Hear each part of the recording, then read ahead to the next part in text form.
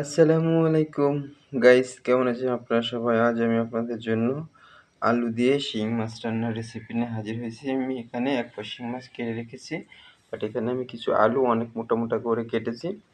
এখন আমি সেই আলুগুলো কড়াইতে দিয়ে সিদ্ধ করে নিব, আর ওই পাশে আমি মাছগুলো ভাজবো। গাইস, এই পাশে আমি শিং মাছটা ভেজে নিচ্ছি ভালো করে, কোনো রকমের কাঁচা গ্যাস রাখবো না। গাইস দেখেন আমার কড়াইটা হয়ে গেছে, বাট এখন এখানে আমি হাফ কাপ পরিমাণে তেল অ্যাড করছি, বেশি দিব না তেল। এই পাশে আমার হলুদ লবণ মরিচ বাটা আছে, আমি সেগুলো সব অ্যাড করছি।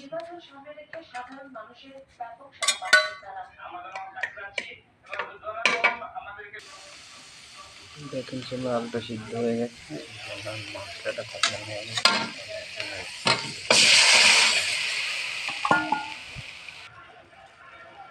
সে পাশে আমরা মাছগুলো ঢেলে দিই।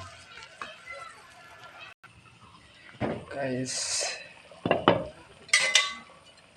দেখেন আমার সে ঝোলটা হয়ে আসছে প্রায়। আমি ওই পাশে জিরা ভিজে রেখেছি, বাট ওটা আমি গুঁড়ো করে উপর দিয়ে ছড়িয়ে দিব।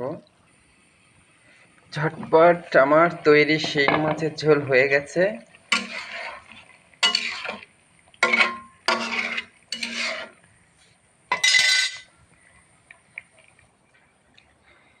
হ্যালো ভিউয়ার্স, দেখুন আমার শিং মাছের ঝোলটা আমি নামিয়ে ফেলছি। বাট আমার এই রেসিপিটা যদি ভালো লেগে থাকে অবশ্যই আপনারা লাইক কমেন্ট করবেন।